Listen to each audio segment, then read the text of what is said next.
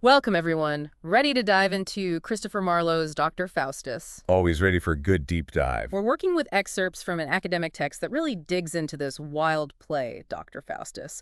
We're going to uncover some fascinating stuff about the Renaissance and the Reformation. And of course, the eternal human struggle with ambition and temptation. Oh, Classic. right. Timeless stuff. So let's start with Marlowe himself. Our source dives into his life, and man, what a mysterious figure. Suspected of espionage, a shadowy death. Yeah. Our source says there were even rumors he was working for, wait for it, Queen Elizabeth's Secret Service. Talk about a life of intrigue. It makes you wonder how much of Marlowe's own life experiences, seeped into his writing. Definitely. It makes you look at Dr. Faustus in a whole new light, right?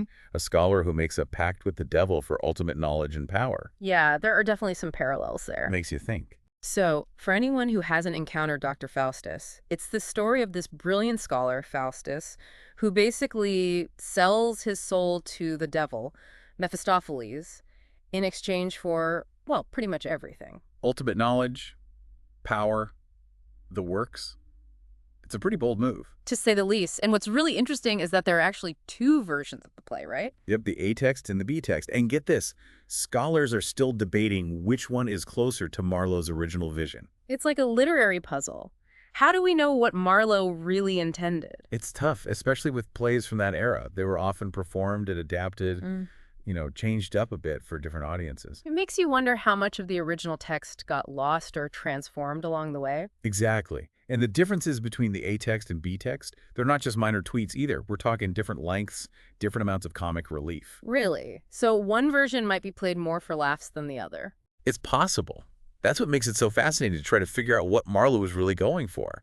Was he trying to write a straight-up tragedy? Or was there a satirical edge to it? I'm leaning pug satire, personally. It's up for debate. But here's something we know for sure. The play is based on a real historical figure, Johann Faustus, a German scholar and magician. A real-life Dr. Faustus? Well, sort of. The real Faustus lived during a pretty tumultuous time, the Protestant Reformation. Ah, when Martin Luther was shaking things up. Exactly. It was a time of huge religious upheaval, a lot of questioning of authority. The Catholic Church was being challenged, and it really impacted, everything. It was a time of intellectual and spiritual upheaval. Absolutely. There's this crazy anecdote about Martin Luther. Apparently, he was convinced that he actually encountered the devil. Wait, really? Yeah, even threw an ink pot at him, or so the story goes. That's some serious conviction. I mean, throwing an ink pot at the devil, you really gotta believe to go that far. It just goes to show how real, how present the fear, and honestly, the fascination with the devil was back then. Yeah. And, there are some really interesting parallels between Faustus and Luther. Oh, how so? Well, think about it. Both of them challenged the established order, right? Both of them were seeking knowledge and understanding beyond the accepted boundaries of their time. It's like they represent these two different paths, both branching away from the norm. Exactly. But they take very different routes. Luther, he's ultimately grounded in his faith. He wants to reform, to reshape. But Faustus, he's looking for a more radical, even dangerous kind of knowledge. And that's where things get interesting. Oh, yeah. It really makes you think about the choices we make, the paths we choose. What happens when those paths lead us outside of what's considered safe or acceptable? Right. And that really taps into a core theme of the play. This tension between, this burgeoning sense of Renaissance individualism, which is all about celebrating human potential, and then the constraints of, religious dogma. It's like, how far can we go? What are the limits of that individual freedom and the pursuit of knowledge? Exactly.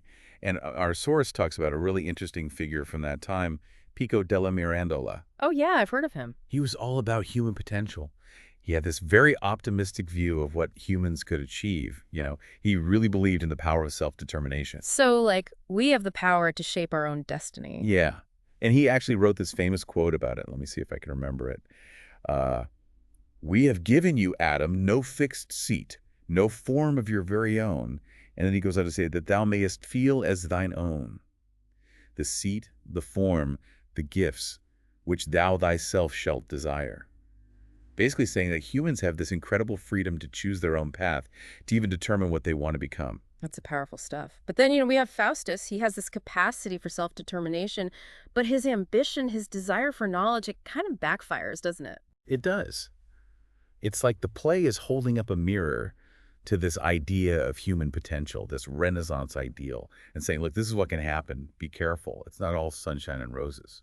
So it's more than just a celebration of human potential. It's also a cautionary tale about the dangers of unchecked ambition. Exactly. And we can't forget the element of magic in all of this. Right. Magic was kind of a big deal during the Renaissance, wasn't it?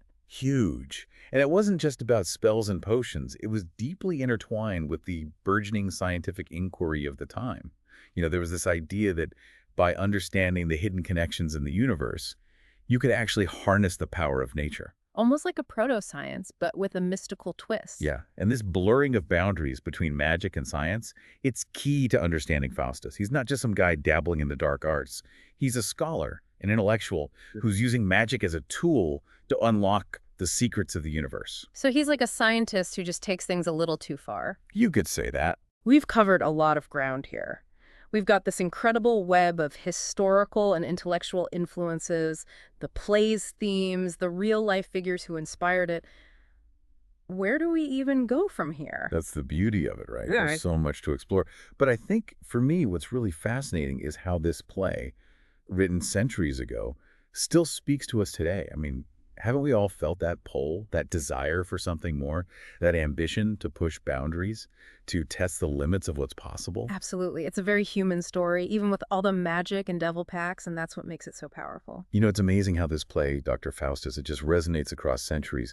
The choices these characters make, the dilemmas they face, it's like it all feels so relevant even to us today. I totally agree. Like we were just talking about, Faustus and Luther both challenging the norms of their time, but in such different ways. Faustus is all about like overthrowing the limitations of human knowledge itself, right? But Luther, he's challenging the authority of the church, the institution. What do you make of that? It is a fascinating comparison, right? It's like you could say Faustus rebels against like the very order of the universe, makes a deal with the devil for power, that kind of thing. But Luther, he's seeking to reform an institution from within that order. He's still like firmly rooted in his faith. Yeah, it's like two sides of the same coin, this yearning for something more. But completely different approaches and, well, obviously very different outcomes. Exactly. And it really makes you think about the different paths to knowledge and what happens when those paths, lead you outside the accepted norms. What happens when you go against the grain? Our source material mentions something kind of interesting about that, how during the Renaissance, there were these different ways individualism was expressed. Like you had the Protestant Reformation with this huge emphasis on individual conscience, right?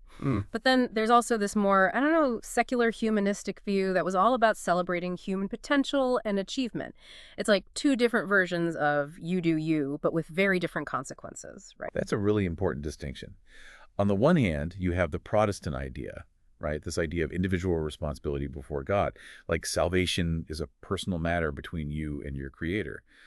But on the other hand, you have the Renaissance humanists who are like rediscovering classical learning, celebrating human reason, and really emphasizing that individual capacity to, shape their own destiny. And Faustus seems like he's caught between those two worlds, right? He's like the poster child for, I don't know, maybe the dark side of Renaissance individualism, because he takes that idea of man is the measure of all things to the extreme. Like he really believes he can just like transcend human limitations through forbidden knowledge. Exactly. It's like he becomes this like cautionary example, wouldn't you say? Totally, because it really contrasts with, remember, Pico's idea that humans can choose to elevate themselves, right? Or descend to the level of beasts.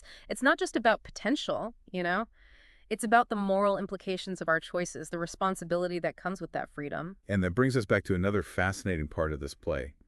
The way it blurs the lines between magic and science during the Renaissance. Like, it was a pretty unique time, wasn't it? For sure. I mean, think about it. You had figures like Marsilio Ficino, right? Yeah. Translating all these ancient Hermetic texts, which were all about, like, uncovering the hidden connections in the universe, harnessing the power of nature. It's like, it was almost proto-science, but infused with all this mysticism. Exactly. And this blurring of boundaries, it really helps us understand Faustus's motivations, I think.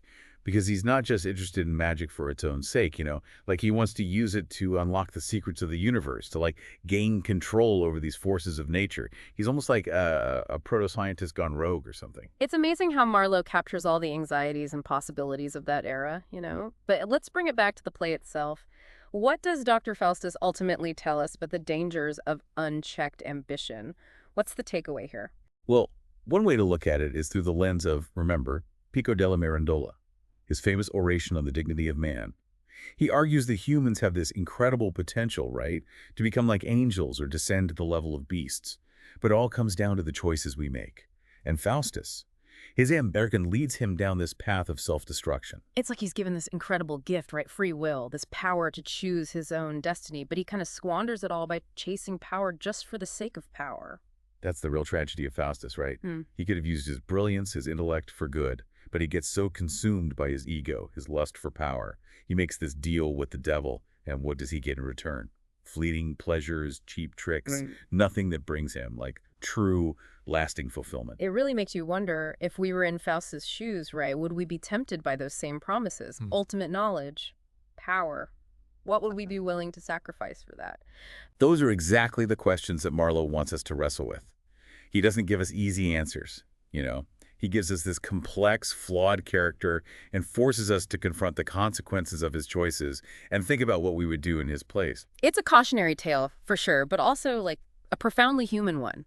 Because Right. we see ourselves in Faustus, in his desires, anxieties, that yearning for something more. Absolutely. Dr. Faustus isn't just some story about a guy making a deal with the devil, you know. Ugh. It's about the choices we all make, the temptations we face, and the consequences that, kind of ripple through our lives and beyond. And I think we're ready to dive into the language of the play itself because, Marlowe's words are just so visceral, so powerful, and I really want to explore how they bring all these themes to life. I agree. It's time we experience the beauty and tragedy of this masterpiece firsthand. All right, so we've spent some time on the historical context, all the philosophical stuff swirling around Dr. Faustus, but I'm ready to get into the nitty-gritty, the text itself. Because Marlowe's language is so vivid, it really pulls you in. Oh, absolutely. The way he uses language to, like, get inside his characters' heads, it's remarkable. Take Faustus's opening soliloquy, for example. He's surrounded by all these books, right? He's mastered everything, logic, medicine, law, but he's still miserable. What are your thoughts on that scene? Well, it's almost like he's reached the peak of intellectual achievement, but it's left him empty, Like he's bored with it all. He even says law is too servile and illiberal for me. His ambition just, like, can't be contained. It's that restlessness that pushes him to Yeah. magic, right? He wants knowledge that goes beyond those traditional boundaries. And there's this one line, it really gets me every time, where he says, "A sound magician is a mighty god." I mean, talk about ambition. It's like he's rejecting the limitations of being human. And that, of course, leads him to, well, the big moment, the pact with the devil. What stands out to you about that scene? Well, for me, it's how Marlowe doesn't shy away from how dark this choice really is. Yeah. That scene where Faustus signs his soul over Mephistopheles, it's chilling because he knows what he's doing. He understands the consequences. But that thirst for knowledge and power, it just completely overpowers him. Yeah, and there's that line that always gives me chills, where he says, "I think hell's a fable." It's like he's trying so hard to convince himself that there's no price to pay for his actions, that it's all just a story. But deep down, I think he knows better. And that's what makes it so tragic, right? Faustus is constantly battling with his conscience, tormented by the fact that he's basically damned himself. But his pride, his ambition, it won't let him back down. It's this, like, downward spiral, and he can't seem to escape it. And the way the play is structured, it almost reinforces that feeling, right? Yeah. Because we see Faustus wasting all this newfound power on, silly stuff, conjuring Helen of Troy, traveling the world, playing pranks on the Pope, but none of it truly satisfies him. Exactly. It's all just a distraction from this looming reality, this, impending doom. And as the play goes on, the comic relief starts to fade away. And that sense of dread, it just keeps building. And then that final scene, it's just heartbreaking. Faustus begging for mercy, but it's too late. That last hour is agonizing. He's grappling with the weight of everything he's done, realizing the magnitude of his mistake. But there's no turning back. And the way Marlowe writes it is just, the language is so raw, so visceral. You can feel Faustus's desperation, his terror, the utter despair. It's a powerful reminder that actions have consequences. And some choices, well, they can't be undone. But, Dr. Faustus, it's more than just a simple morality play, right? Through Faustus and his struggles, Marlowe explores some really big questions: the nature of ambition, the boundaries of knowledge, this tension between what we want and you know, the fact that we're all going to die someday. It's one of those plays that just stays with you, you know, Yeah. long after you finish reading it. Absolutely. And it's a testament to Marlowe's genius, wouldn't you say? That this play, written centuries ago, still has the power to move us, to make us think. It speaks to something universal about the human experience. That yearning for knowledge, the hunger for power, the choices we make in the face of our own mortality, it's all there. So we've covered so much in this deep dive: the historical context, the philosophical debates, the power of Marlowe's language. What are your final thoughts? For me, the real beauty of Dr. Faustus lies in the fact that it doesn't give us any easy answers. It leaves us with questions, a sense of unease, and this really profound awareness of how complex human existence can be. It makes us really think about what we want, what we're striving for, and the choices we make along the way. It's a call to action, almost, right? To recognize that maybe we all have a little bit of Faustus in us, that drive for knowledge, that hunger for power. And it's a reminder that we need to use that drive wisely, to temper it with compassion, with an understanding of our limits, of what it truly means to be human. Well said. But before we wrap up, I'd like to leave our listeners with one final thought to ponder. If Dr. Faustus is this cautionary tale about the dangers of unchecked ambition, right? Is it also maybe a critique of the pursuit of knowledge itself? Or is it something more nuanced than that? Is it saying that knowledge comes with responsibility, that we have a duty to use what we know for good? That's such a great question. And with that, we come to the end of our deep dive into the world of Dr. Faustus. We hope you've enjoyed the journey as much as we have.